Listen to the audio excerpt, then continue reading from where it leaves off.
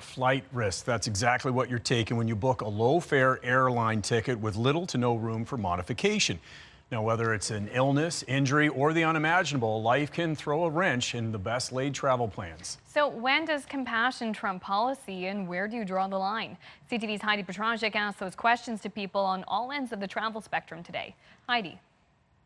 Well, Amanda and Jason, when many of us go to book an airline ticket, we often go online, and a lot of us choose the lowest fare possible. But those fares come with fine print, and that fine print can mean consequences when something unexpected happens. So here's what potential passengers can do. It was supposed to be a happy surprise. Andrea Finney went online and booked a flight for her mother-in-law to come to Halifax from the UK to surprise her fiancé on their upcoming wedding day. Then the unthinkable happened. His mother ended up passing away a few months later, very unexpectedly. Finney had booked the low-cost fare. She says it was the only price available other than the premium fare, which was 3 times the cost. Nobody books an airfare thinking that they're going to die. She knew the fine print meant no changes, but Finney thought the airline could transfer the ticket to her father-in-law instead.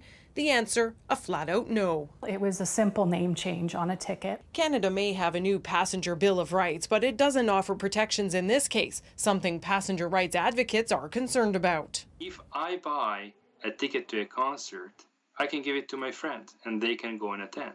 Gabor Lukács says ticket transfers shouldn't be an issue, especially in cases like this. The airlines, however, insist that if the ticket was bought to my name, I cannot assign the right to performance to someone else.